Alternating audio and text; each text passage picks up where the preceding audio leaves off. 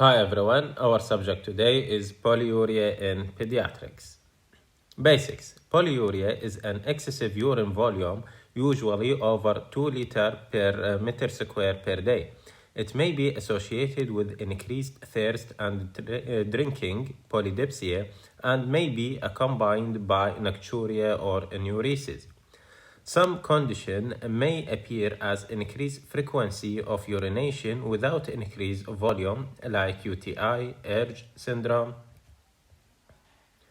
Accurate measurement of 24-hour intake of fluid and the quantity of urine excretion should be performed to establish diagnosis of polyuria.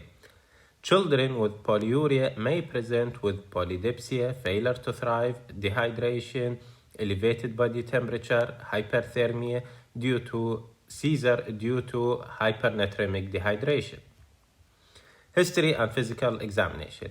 History may include polyphagia, polydipsia, and weight loss, which may indicate diabetes mellitus.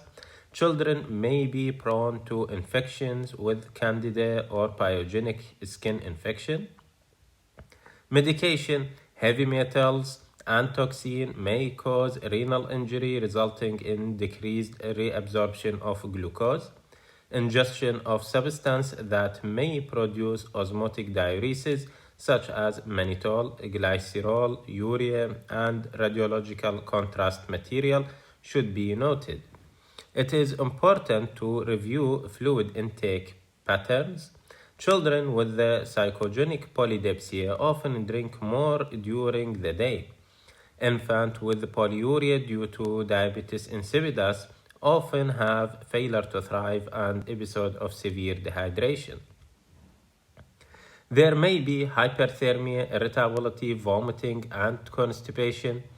They may be severe dehydration with the sunken fontanelle, doughy skin, turgor, and hypotension. Children with central diabetes insipidus do not perspire and may have anorexia. Diabetes insipidus secondary to CNS lesion may present with the associated visual changes, sexual precociosity, growth failure, and short stature. It is important to ask about history of brain surgery or injury because these may cause central diabetes insipidus. A weak urine stream may suggest obstructive uropathy. How to approach the child with polyuria after performing history and physical examination. Patient need urine analysis.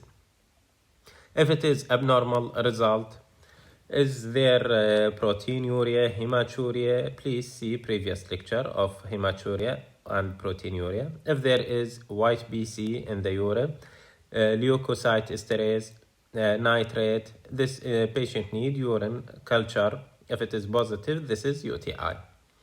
If there is glucoseuria, patient needs serum glucose, electrolyte, bicarbonate, blood urea nitrogen, creatinine, urine and serum osmolality, and calcium. And if there is increased serum glucose, increased urine and serum osmolality with or without ketonuria, this is diabetes mellitus type 1, insulin dependent, type 2, non-insulin dependent, secondary diabetes, cystic fibrosis, drugs, toxin. If there is normal blood glucose, increased urine osmolality, this is renal glucoseuria due to stress, benign glucoseuria, Fanconi syndrome, renal tubular disorder. If the urine analysis normal, if there is normal urine analysis result. If there is urine specific gravity 1.020 or more, if it is yes, this is overactive bladder. See previous lecture of enuresis. If it is not, is the patient able to concentrate morning urine to 1.020 or more? If it is yes, this is overactive bladder. If it is no, patient cannot concentrate morning urine. Patient need laboratory urine and serum osmolarity, electrolyte, blood urea nitrogen, creatinine, calcium. If there is decreased urine osmolality, normal serum osmolality, hyponatremia, normal sodium, this is primary polydipsia, psychogenic, or medication. If it is decreased urine osmolarity, increased normal serum osmolarity, if there is hypernatremia, consider referral to nephrology, water deprivation test. If there is increased urine osmolarity, normal serum osmolarity, urine specific gravity more than 1.020, this is primary polydipsia, psychogenic, or medication. If it is if there is increased serum osmolarity, urine specific gravity less than 1.010, decreased urine osmolarity, this is diabetes insipidus. If the urine osmolarity more than 750 milliosmol per kg, this is primary polydipsia, psychogenic, and medication. If the urine osmolarity more than 450 millismol per kg, this is idiopathic or central diabetes insipidus. If there is no response, urine osmolarity low, less than 200, this is metabolic or nephrogenic diabetes insipidus. As we mentioned, if there is urine osmolarity more than 450 millismol, this is idiopathic or central diabetes insipidus. Causes of central diabetes insipidus: CNS tumor, encephalitis, histiocytosis, tuberculosis, actinomycosis, sarcoidosis, leukemia, CNS injury, surgery, Wolfram syndrome, septo-optic dysplasia, or idiopathic.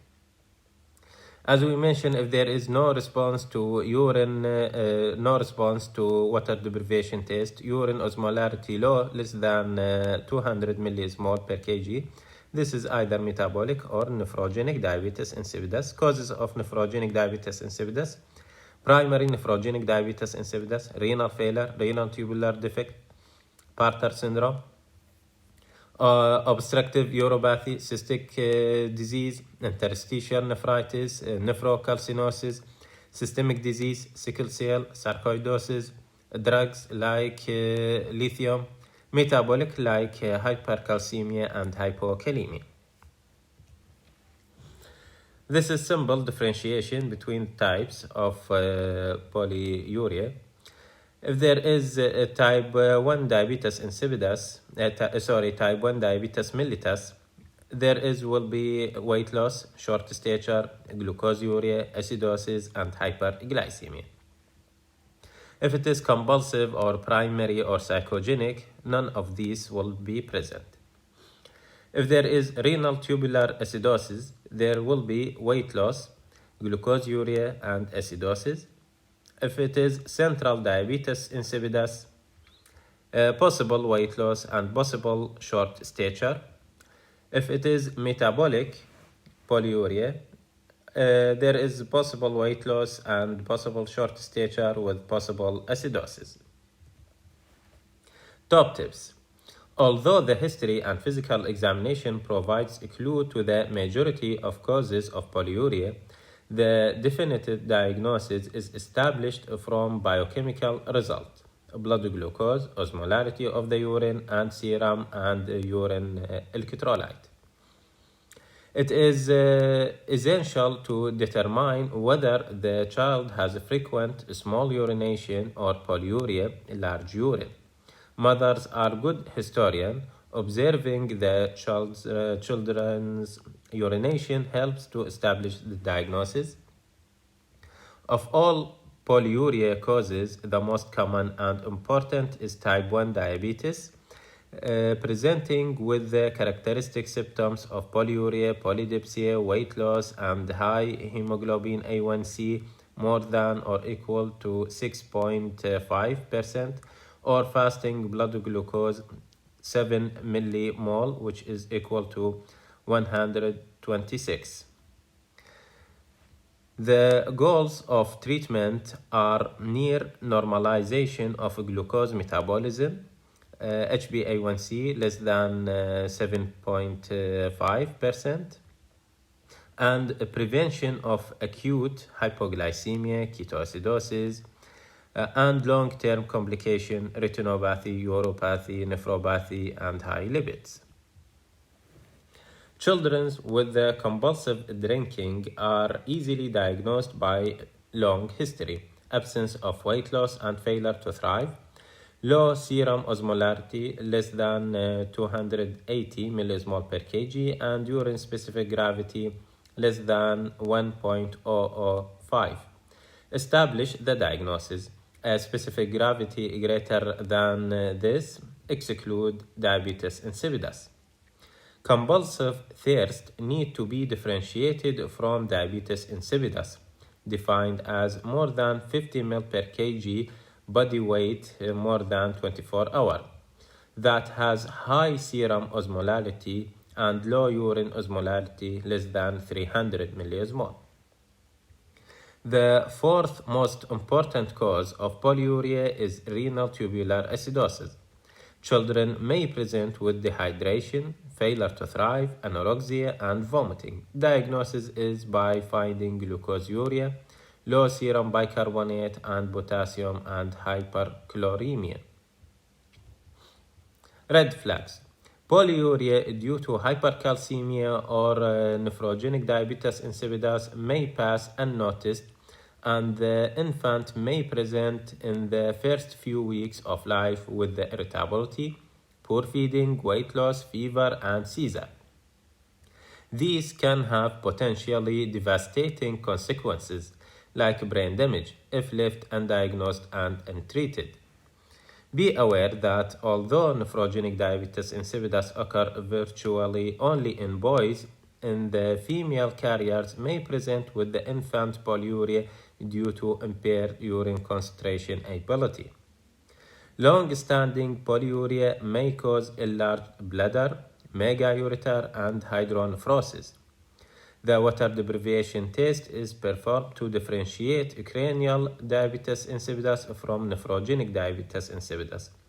The risk of severe dehydration and hypovolemia is real. Therefore, strict control is required. Diabetes mellitus is characterized by glucoseuria and hyperglycemia with a corresponding increase in serum and urine osmolality. The polyuria is due to an osmotic diuresis. Type 1 or insulin-dependent diabetes mellitus is more common in children. In early stage, there may be vomiting, dehydration, and polyuria. In the later stage, there may be cosmal respiration, severe abdominal pain, and CNS changes, leading ultimately to coma. In addition to glucoseuria and hyperglycemia, there is ketonuria, ketonemia, and metabolic acidosis. Type 2 or non-insulin dependent diabetes mellitus is more common in adults, but it may be seen in older children and adolescents, particularly with the obesity or family history. Ketosis is infrequent. An oral glucose tolerance test and hemoglobin A1C can confirm the diagnosis of type 2 diabetes mellitus. Secondary diabetes may be seen with the cystic fibrosis or ingestion of drugs or poisons like rat poisoning, Vacor. Certain genetic syndrome may be associated with the diabetes mellitus, including Prader-Willi syndrome. Autoimmune disease like Hashimoto thyroiditis, multiple endocrine deficiency syndrome may also be associated with type 1 diabetes. Renal glucoseuria may be congenital disorder or associated with Fanconi syndrome and other renal tubular disorder affecting renal absorption of glucose. Fanconi syndrome may be secondary to multiple myeloma, medication, and heavy metal. A transient glucoseuria may also occur with the stressful event, with or without mild hyperglycemia. This finding may indicate a decreased capacity for insulin secretion, and patients may need closer follow-up and glucose tolerance testing for diabetes mellitus. The water deprivation test is usually performed after referral to a nephrologist. It is useful in differentiating diabetes insipidus from psychogenic diabetes insipidus. Diabetes insipidus is characterized by low urine specific gravity, usually less than 1.005, low urine osmolality, and normal serum osmolality when hydration is adequate. With water restriction or deprivation, the serum sodium increase as well as serum osmolality, whereas the patient remain unable to concentrate urine. The ratio of urine to plasma osmolality is less than 1.